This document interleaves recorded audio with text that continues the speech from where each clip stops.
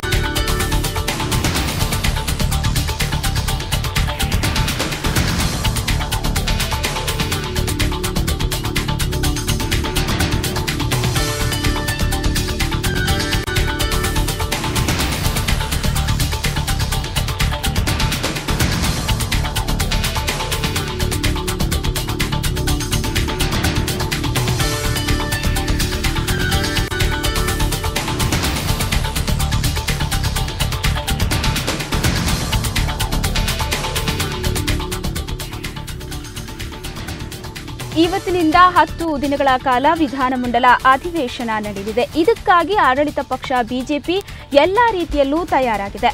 ಆದರೆ ಈಗಾಗಲೇ ಸದನದ ಹೊರಗೆ ಕದನವನ್ನ ನಡೆಸ್ತಾ ಇರುವಂತಹ ಜೆಡಿಎಸ್ ತಾನು ಯಾವುದೇ ಕಾರಣಕ್ಕೂ ಕಲಾಪದಲ್ಲಿ ಭಾಗವಹಿಸೋದಿಲ್ಲ ಅಂತ ಸ್ಪಷ್ಟಪಡಿಸಿದೆ.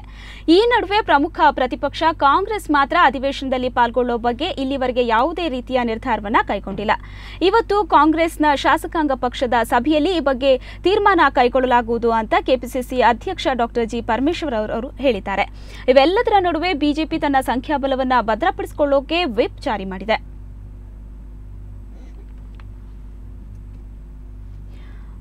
ಬನ್ನಿ, ಈ ಬಗ್ಗೆ ಹೆಚ್ಚಿನ ಮಾಹಿತಿಯನ್ನ ಪಡೆಯೋಣ ನಮ್ಮ ಪ್ರತಿನಿಧಿ ವೀರೇಂದ್ರ ಇಂದ. ವೀರೇಂದ್ರ, ಜೆಡಿಎಸ್ ಕಲಾಪವನ್ನ ಬಹಿಷ್ಕಾರ ಮಾಡೋದಕ್ಕೆ ನಿರ್ಧಾರವನ್ನ ಮಾಡಿದೆ. ಈ ನಿರ್ಧಾರ ಏನಾದರೂ ಬದಲಾಗುವಂತಹ ಸಾಧ್ಯತೆ ಇದೆಯೋ ಹೇಗೆ? ಶ್ವೇತಾ, ಹಿಂದೆ ಜೆಡಿಎಸ್ ತನ್ನ ಪಕ್ಷದ ವ್ಯಾಪ್ತಿಯಲ್ಲಿ ಒಂದು ಸಭೆಯನ್ನು ನಡೆಸಿದಾಗ ಅಧಿವೇಶನವನ್ನ ಬಹಿಷ್ಕರಿಸಬೇಕು ಅನ್ನುವಂತ ನಿರ್ಧಾರ ಮಾಡಿತ್ತು. ಆದ್ರೆ ಇವತ್ತು ಜೆಡಿಎಸ್ ಶಾಸಕಾಂಗ ಪಕ್ಷದ ಸಭೆ ನಡೆಯಲಿಕ್ಕಿದೆ. ಬಹುಶಃ ಆ ಸಭೆಯಲ್ಲಿ ಈ ಒಂದು ನಿರ್ಧಾರವನ್ನ ಪುನರ್ ಪರಿಶೀಲನೆಗೆ ಒಳಪಡಿಸೋದು ಖಂಡಿತ. ಆದ್ರೆ ಯಾವುದೇ ನಿರ್ಧಾರವನ್ನ ತೆಗೆದುಕೊಳ್ಬಹುದು, ಅವರು ಪುನಃ ಅಧಿವೇಶನಕ್ಕೆ ಬರುವಂತಹ ಒಂದು ನಿರ್ಧಾರವನ್ನು ಕೈಗೊಳ್ಳಬಹುದು ಅನ್ನುವಂತ ಮಾಹಿತಿಗಳು ಕೂಡ ಇದೆ. ಇದು ಇವತ್ತಿನ ಶಾಸಕಾಂಗ ಪಕ್ಷದ ಸಭೆ ನಡೆಯುತ್ತೆ, ಜೆಡಿಎಸ್ ಶಾಸಕಾಂಗ ಪಕ್ಷದ ಸಭೆ. ಆ ಸಭೆಯಲ್ಲಿ ತೀರ್ಮಾನವನ್ನ ಕೈಗೊಳ್ಳಲಾಗುತ್ತೆ. ಸರಿಯಾಗಿ 12:15ಕ್ಕೆ ಅಧಿವೇಶನ ಆರಂಭ ಆಗುತ್ತೆ.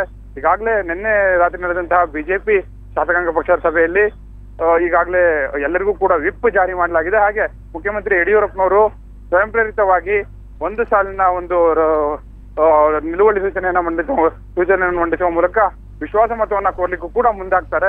ಬಹುಮತವನ್ನ ಸಾಬೀತುಪಡಿಸಲಿಕ್ಕೆ ಅವರು ಮುಂದಾಗ್ತಾರೆ ಅನ್ನುವಂತ ಒಂದು ಮಾಹಿತಿ ಲಭ್ಯ ಆಗಿದೆ. ಆ ಹಿನ್ನೆಲೆಯಲ್ಲಿ ಬಹುಶಃ ಜೆಡಿಎಸ್ ಈ ಹಿನ್ನೆಲೆಯಲ್ಲಿ ಅಧಿವೇಶನಕ್ಕೆ ಆಗಮಿಸುವಂತ ಒಂದು ಸಾಧ್ಯತೆ ಕೂಡ ಇದೆ. ಓಕೆ, ಕಾಂಗ್ರೆಸ್ನ ಶಾಸಕಾಂಗ ಪಕ್ಷದ ಸಭೆ ನಡೀತಾ ಇದೆಯೋ ಹೇಗೆ? 9 ಗಂಟೆಗೆ ಶುರುವಾಗುತ್ತೆ ಅಂತ ಹೇಳಲಾಗಿತ್ತು, ನಡೀತಾ ಇದೆಯಾ? ಏನ್ ನಿರ್ಧಾರವನ್ನ ಕೈಗೊಳ್ಬಹುದು ಪ್ರತಿಪಕ್ಷ ಕಾಂಗ್ರೆಸ್? ಶ್ವೇತಾ, ಈಗಾಗಲೇ ಕಾಂಗ್ರೆಸ್ ಶಾಸಕಾಂಗ ಪಕ್ಷದ ಸಭೆಗೆ ಶಾಸಕರೆಲ್ಲರೂ ಕೂಡ ಆಗಮಿಸ್ತಾ ಇದ್ದಾರೆ, ಒಬ್ಬೊಬ್ಬರಾಗಿ ಆಗಮಿಸ್ತಾ ಇದ್ದಾರೆ. ಈ ಒಂದು ಸಭೆಯಲ್ಲಿ ಕೂಡ ಕಾಂಗ್ರೆಸ್ ಕೂಡ ಈ ಹಿಂದೆ ಸಭೆಯನ್ನ ಬಹಿಷ್ಕರಿಸುವ ಬಗ್ಗೆ, ಅಧಿವೇಶನವನ್ನ ಬಹಿಷ್ಕರಿಸುವ ಬಗ್ಗೆ ಚಿಂತನೆ ನಡೆಸಿದೆ ಅನ್ನುವಂತ ಮಾಹಿತಿ ಲಭ್ಯ ಆಗಿತ್ತು. ಆದ್ರೆ ಇವತ್ತಿನ ಈ ಒಂದು ಶಾಸಕಾಂಗ ಪಕ್ಷದ ಸಭೆಯಲ್ಲಿ ಅಂತಿಮ ನಿರ್ಧಾರವನ್ನ ಕೈಗೊಳ್ಳಲಾಗುತ್ತೆ. ಅದೇ ಹಿನ್ನೆಲೆಯಲ್ಲಿ ಈ ಒಂದು ಸಭೆಗೆ ಎಲ್ಲಾ ಶಾಸಕರಿಗೂ ಕೂಡ ಖುದ್ದು ಬರಲೇಬೇಕು ಅನ್ನುವಂತಹ ಒಂದು ಮಾಹಿತಿಯನ್ನ, ಸೂಚನೆಯನ್ನು ಕೂಡ ರಚಿಸಲಾಗಿದೆ. ಬಹುಶಃ ಈ ಒಂದು ಸಭೆಯ ನಂತರ ಕಾಂಗ್ರೆಸ್ನ ನಿರ್ಧಾರ ಕೂಡ ಪ್ರಕಟ ಆಗುತ್ತೆ. ಓಕೆ ವೀರೇಂದ್ರ, ಒಂದು ವೇಳೆ ಕಾಂಗ್ರೆಸ್ ಕೂಡ ಈ ಒಂದು ಕಲಾಪಕ್ಕೆ ಬಹಿಷ್ಕಾರವನ್ನ ಹಾಕಿದ್ರೆ ಪ್ರತಿಪಕ್ಷಗಳು ಒಟ್ಟಾರೆ ಜೆಡಿಎಸ್ ಮತ್ತು ಕಾಂಗ್ರೆಸ್ ಎರಡೂ ಕೂಡ ಈ ಒಂದು ಕಲಾಪಕ್ಕೆ ಬಹಿಷ್ಕಾರವನ್ನ ಹಾಕಿದ್ರೆ ಈ ಕಲಾಪಕ್ಕೆ ಸಾಂವಿಧಾನಿಕವಾದ ಮಹತ್ವ ಸಿಗತ್ತಾ?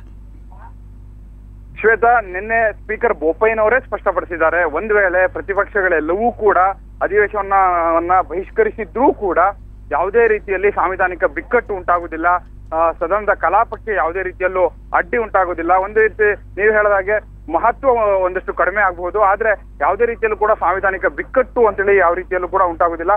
ಸರ್ಕಾರ ಒಂದಷ್ಟು ಮುಜುಗರಕ್ಕೆ ಒಳಗಾಗುತ್ತೆ, ಆದ್ರೆ ಯಾವುದೇ ರೀತಿಯಲ್ಲೂ ಕೂಡ ಕಾನೂನಿನ ತೊಡಕು ಯಾವುದೇ ರೀತಿಯಲ್ಲಿ ಇರೋದಿಲ್ಲ. ಈ ಒಂದು ವಿಪಕ್ಷಗಳೆಲ್ಲವೂ ಕೂಡ ಬಹಿಷ್ಕರಿಸಿದ್ರು ಕೂಡ ಸದನವನ್ನ ಮುಂದುವರಿಸಬಹುದು. ಹಾಗೆ ಯಡಿಯೂರಪ್ಪನವರು ವಿಶ್ವಾಸ ಮತವನ್ನ ಕೂಡ ಯಾಚಿಸಿ ಬಹುಮತವನ್ನ ಸಾಬೀತುಪಡಿಸಲಿಕ್ಕೂ ಕೂಡ ಅವಕಾಶ ಸಿಗುತ್ತೆ. ಶ್ವೇತಾ. ಓಕೆ ವೀರೇಂದ್ರ, ಹಾಗಾದ್ರೆ ಈ ಕಲಾಪಕ್ಕೆ ಪ್ರತಿಪಕ್ಷಗಳು ಬಹಿಷ್ಕರಿಸಿದ್ರೆ ಸಾಂವಿಧಾನಿಕ ಮಹತ್ವ ಸಿಗುತ್ತೆ? ಸಾಂವಿಧಾನಿಕ ಮಹತ್ವ ಸಿಗುತ್ತೆ ಅಂತಲೇ ನೇರವಾಗಿ ಹೇಳಲಿಕ್ಕೆ ಆಗುದಿಲ್ಲ. ಯಾಕಂದ್ರೆ ಯಾವುದೇ ರೀತಿಯ ಸಾಂವಿಧಾನಿಕ ಬಿಕ್ಕಟ್ಟು ಉಂಟಾಗುದಿಲ್ಲ ಅಂತ ಹೇಳಿದ್ದಾರೆ. ಸರ್ಕಾರ ಸಹಜವಾಗಿ ಮುಜುಗರಕ್ಕೆ ಒಳಗಾಗುತ್ತೆ.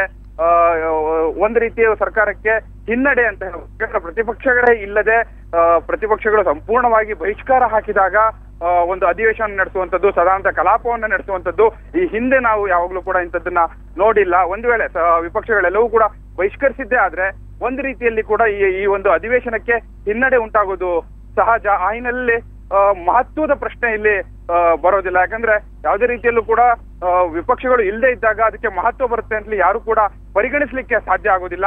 ಆ ಹಿನ್ನೆಲೆಯಲ್ಲಿ ಸರ್ಕಾರಕ್ಕೆ ಒಂದ್ ರೀತಿ ಹಿನ್ನಡೆ ಉಂಟಾಗುತ್ತೆ. ಆದ್ರೆ ವಿಪಕ್ಷಗಳು ಈ ಒಂದು ಸರ್ಕಾರವನ್ನ ಮುಜುಗರಕ್ಕೆ ಸಿಲುಕಿಸುವ ಒಂದು ಪ್ರಯತ್ನವನ್ನ ಮಾಡಬಹುದು ಅಷ್ಟೇ. ಓಕೆ ವೀರೇಂದ್ರ, ಕಲಾಪವನ್ನ ಬಹಿಷ್ಕರಿಸುವಂತಹ ಹಿಂದಿನ ಪ್ರಮುಖವಾದ ಉದ್ದೇಶ ಏನು? ಸಿಎಂ ಮತ್ತು ಸ್ಪೀಕರ್ ಅವರ ರಾಜೀನಾಮೆ ಒಂದೇನಾ ಅಥವಾ ಬೇರೆ ಏನಾದ್ರೂ ಉದ್ದೇಶ ಇರಬಹುದಾ? ನಾ ಈಗಾಗಲೇ ಹೇಳಿದ ಹಾಗೆ ಒಂದ್ ರೀತಿಯಲ್ಲಿ ಸರ್ಕಾರವನ್ನ ಇಕ್ಕಟ್ಟಿಗೆ ಸಿಲುಕಿಸುವಂತ ಪ್ರಯತ್ನ, ಸರ್ಕಾರವನ್ನ ಮುಜುಗರಕ್ಕೆ ಒಳಪಡಿಸುವಂತ ಒಂದು ಪ್ರಯತ್ನ ಇದು ಶ್ವೇತಾ. ಸಹಜವಾಗಿ ಸ್ಪೀಕರ್ ಬೋಪಯ್ಯನವರ ರಾಜೀನಾಮೆಯನ್ನ ಈಗಾಗಲೇ ಅವರು ರಾಜೀನಾಮೆ ನೀಡಬೇಕು ಅಂತ ಹೇಳಿ ಆಗ್ರಹಿಸಿದ್ರು. ಮುಖ್ಯಮಂತ್ರಿ ಯಡಿಯೂರಪ್ಪನವರ ರಾಜೀನಾಮೆಗೂ ಕೂಡ ಆಗ್ರಹಿಸಿವೆ. ಅದಕ್ಕೆ ಪ್ರತಿಯಾಗಿ ಮುಖ್ಯಮಂತ್ರಿ ಯಡಿಯೂರಪ್ಪ ಹಾಗೂ ಸ್ಪೀಕರ್ ಇಬ್ಬರು ಕೂಡ ರಾಜೀನಾಮೆ ನೀಡುವಂತ ಪ್ರಶ್ನೆ ಇಲ್ಲ ಅನ್ನುವಂತ ಮಾತನ್ನ ಕೂಡ ಹೇಳಿದ್ದಾರೆ. ಈ ಹಿನ್ನೆಲೆಯಲ್ಲಿ ಈ ಒಂದು ಪ್ರತಿಪಕ್ಷಗಳ ತಂತ್ರ ಏನಿದೆ, ಸಹಜವಾಗಿ ಸರ್ಕಾರವನ್ನ ಮುಜುಗರಕ್ಕೆ ಈಡು ಮಾಡುವಂತದ್ದು, ಆದ್ರೂ ಕೂಡ ಅವು ಬಹಿಷ್ಕರಿಸುವಂತ ಒಂದು ನಿರ್ಧಾರಕ್ಕೆ ಬರುವಂತ ಸಾಧ್ಯತೆ ಕಡಿಮೆ ಅಂತಲೇ ಹೇಳಲಾಗ್ತಿದೆ. ಯಾಕಂದ್ರೆ ಸಂಪೂರ್ಣವಾಗಿ ಬಿಜೆಪಿಗೆ ಅಲ್ಲಿ ಯಾವುದೇ ರೀತಿಯಲ್ಲೂ ಕೂಡ ತೊಂದರೆ ಆಗದೆ ಇರೋ ರೀತಿ ಅವರು ಬೇಕಾದ ಎಲ್ಲಾ ಒಂದು ಮಸೂದೆಗಳಿಗೆ ಅಂಗೀಕಾರ ಪಡೆಯುವಂತದ್ದು, ಹಾಗೆ ಬಹುಮತವನ್ನು ಸಾಬೀತುಪಡಿಸುವಂತದ್ದು ಎಲ್ಲವೂ ಕೂಡ ನಿರಾಯಾಸವಾಗಿ ಆಗಿ ಹೋಗುತ್ತೆ. ವಿಪಕ್ಷಗಳು ಒಂದ್ ವೇಳೆ ಅಧಿವೇಶನವನ್ನ ಬಹಿಷ್ಕರಿಸಿದ್ರೆ ಕನಿಷ್ಠ ಪಕ್ಷ ಕೊನೆ ಪಕ್ಷ ಅಧಿವೇಶನಕ್ಕೆ ತೆರಳಿದ್ರೆ ಸ್ಪೀಕರ್ ವಿರುದ್ಧ ಒಂದು ಧಿಕ್ಕಾರವನ್ನ ಕೂಗಿ ಆದ್ರೂ ಬರುವಂತ ಒಂದು ಅವಕಾಶ ಸಿಗುತ್ತೆ ಅನ್ನೋ ಹಿನ್ನೆಲೆಯಲ್ಲಿ ವಿಪಕ್ಷಗಳು ಈ ಒಂದು ಅಧಿವೇಶನಕ್ಕೆ ಪಾಲ್ಗೊಳ್ಳುವಂತ ಸಾಧ್ಯತೆ ಹೆಚ್ಚಿದೆ ಅನ್ನುವಂತ ಮಾಹಿತಿ ಈಗ ಲಭ್ಯ ಆಗ್ತಾ ಇದೆ.